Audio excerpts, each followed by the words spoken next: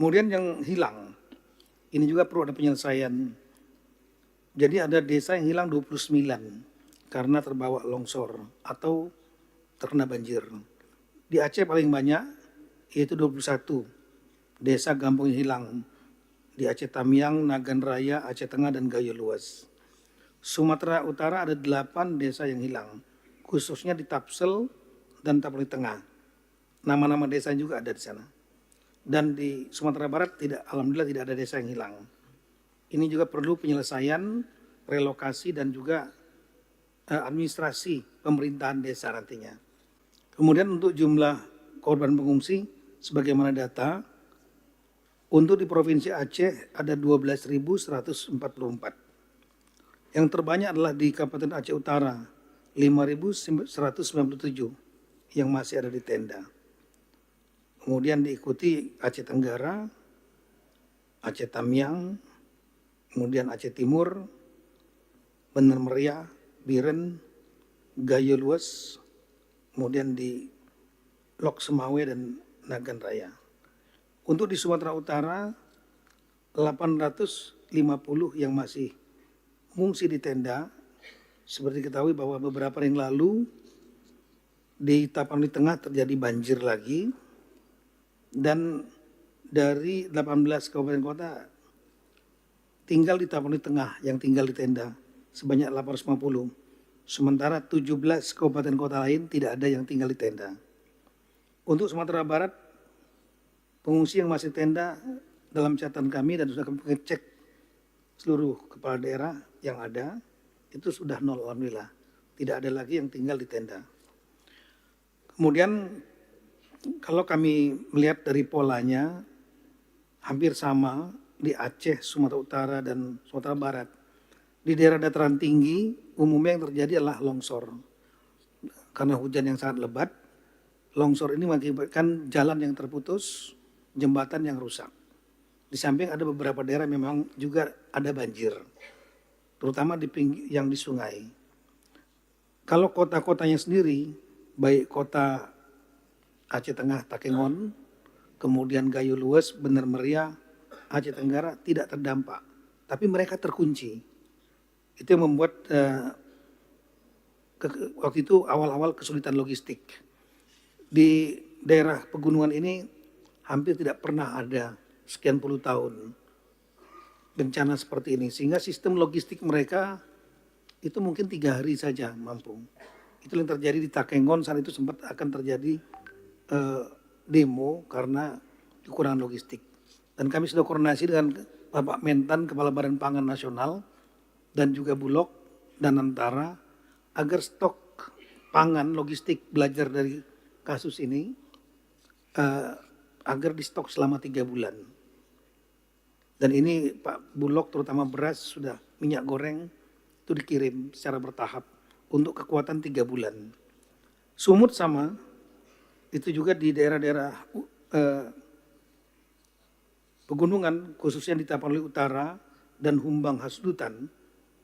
Ini daerah-daerah yang umumnya terkena longsor. Kota-kotanya juga tidak masalah, seperti kota Tarutung, Siborong-borong, nggak masalah. Yang masalah adalah bukit yang longsor dan kemudian menutup jalan atau jalannya sendiri yang longsor, jembatan putus. Di daerah lowland sama seperti di Aceh, di daerah dataran rendah, problem yang terjadi adalah banjir yang membawa material dan lumpur, kayu terutama, dan kemudian membuat jalan jembatan terputus dan rumah-rumah termasuk kota seperti di Tamiang itu terendam dengan lumpur. Di Sumatera Barat persoalan juga hampir sama. Di highlandnya, di lowlandnya lah, terutama di tanah datar dan di Agam. Tapi di daerah highlandnya umumnya terjadi adalah longsor, jembatan maupun jalan yang kemudian terdampak. Sedangkan di lowlandnya limbahan dari air, banjir, bandang, dan lumpur. Itu yang terjadi. Kemudian kami lanjut ke halaman 15. Ada beberapa kantor desa yang terdampak rusak, juga balai desa, Dan ini nanti akan ada hubungannya dengan masalah TKD Bapak, Ibu, balai desa yang terdampak, BUMDes, dan lain-lain.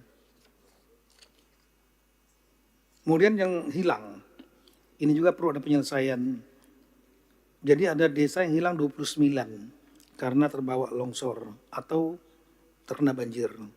Di Aceh paling banyak, yaitu 21 desa kampung yang hilang.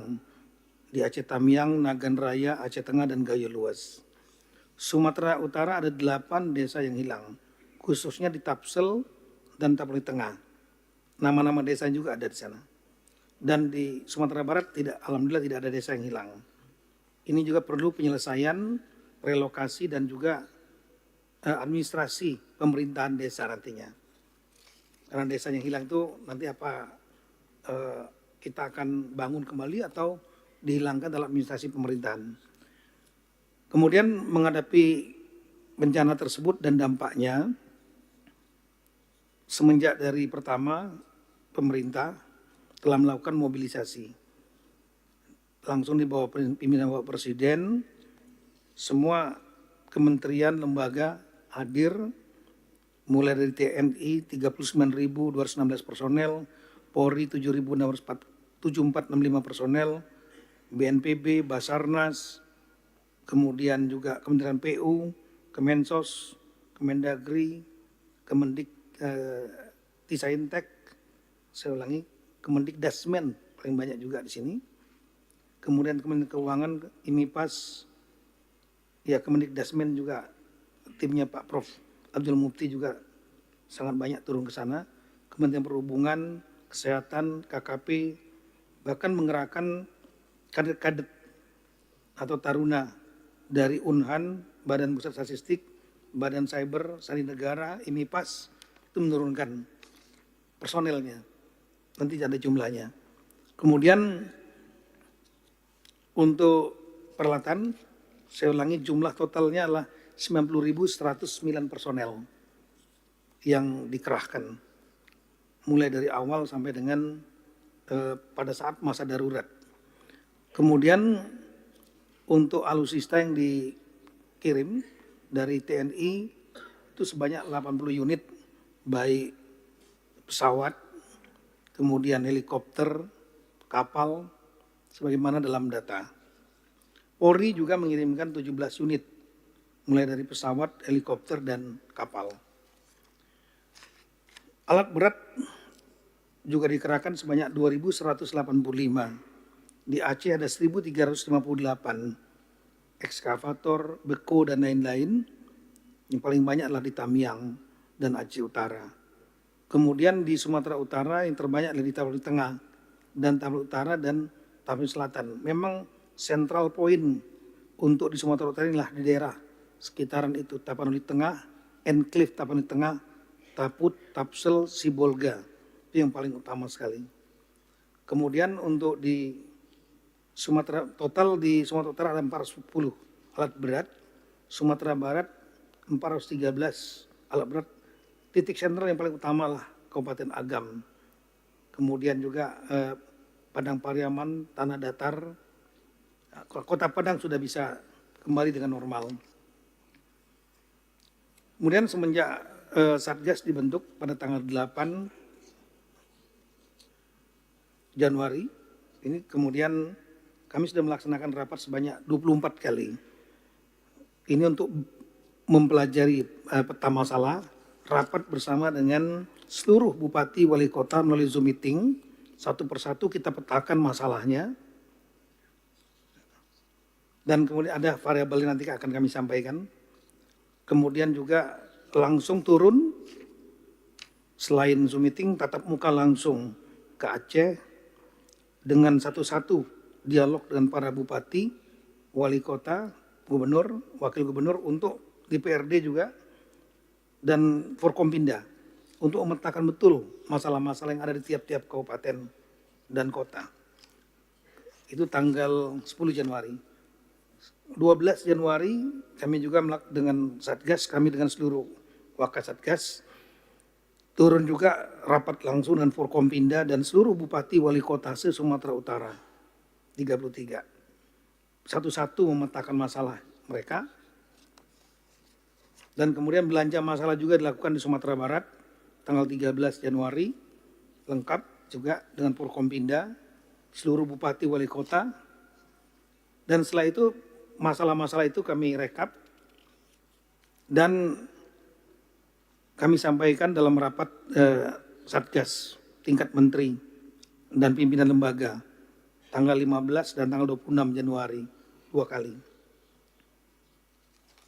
Kemudian artinya untuk memetakan masalah dan sekaligus membagi tugas dari kementerian lembaga.